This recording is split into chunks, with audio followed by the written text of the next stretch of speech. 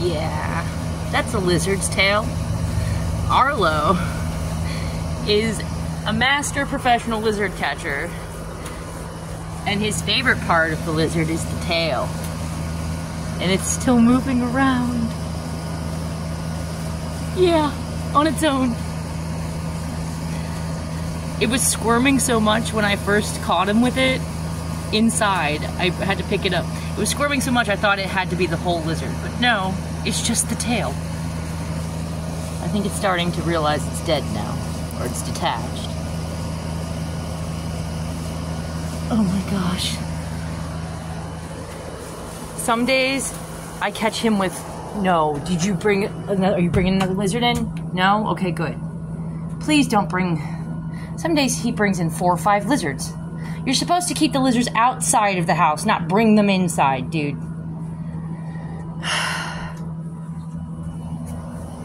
Deep breaths.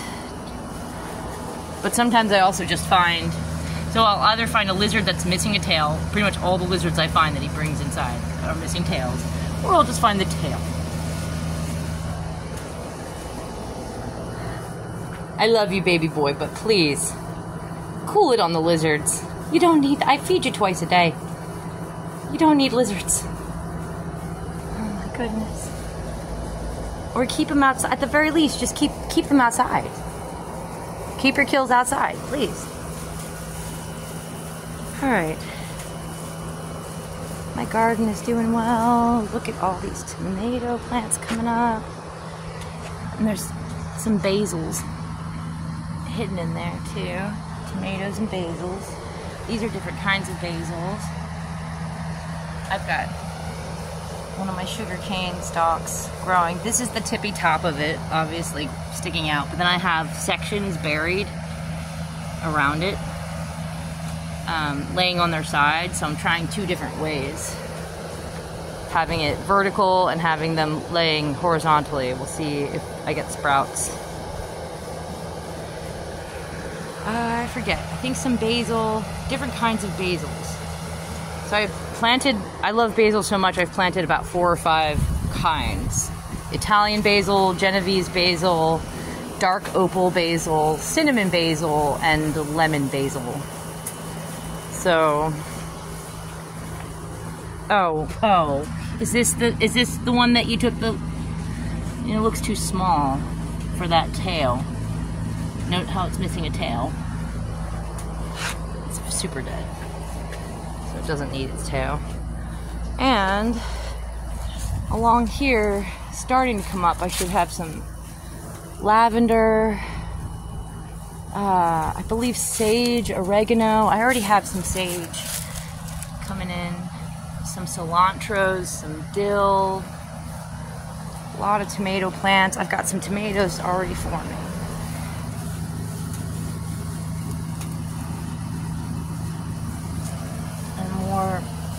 On the way, because I've got flowers. And then,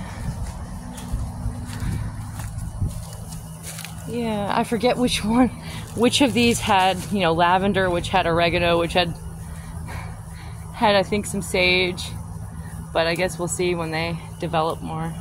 This one is calabaza squash.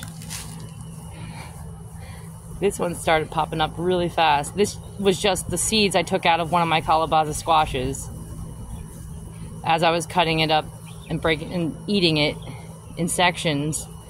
Took some of the seeds, popped them in here.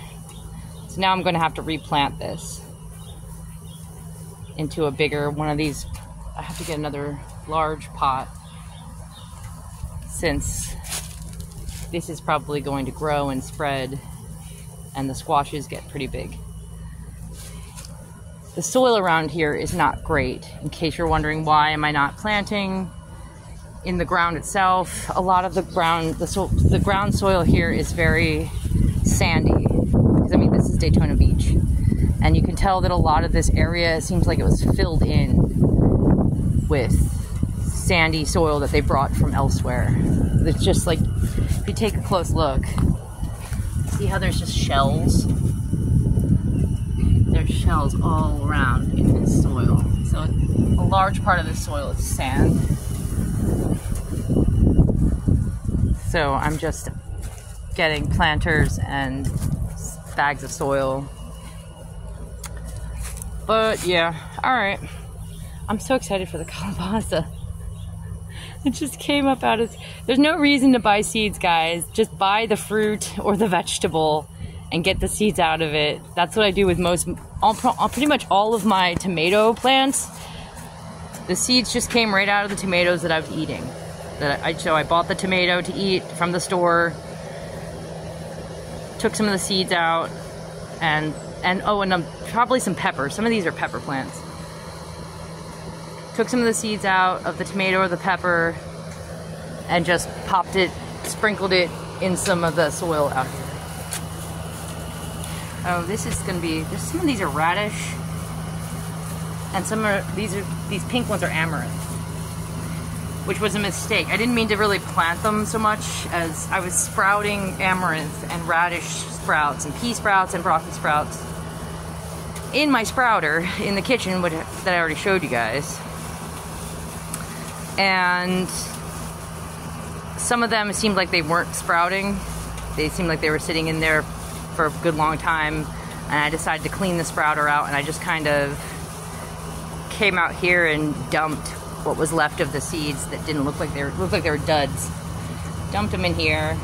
Thought it would make better fertilizer, or maybe they would grow better with soil, and now here we go. So some of these are going to be radishes, like that. That's a radish leaf. Some of these are, the pink is definitely amaranth. And yeah, so we'll see. Did you ate that tail, didn't you? You did, didn't you? Alright. Yep. So, yeah, nice little garden going. Oh, this is elephant garlic. This stalk right here. I bought a bulb of elephant garlic months and months and months ago, and used most of it, but then I had one clove sitting in my kitchen and it dried out and shriveled up, and I didn't feel like I really wanted to cook with it, so I just on a whim planted it out here to see if it would sprout, and it did. Yep. So alright, I'm going to go maybe do dishes.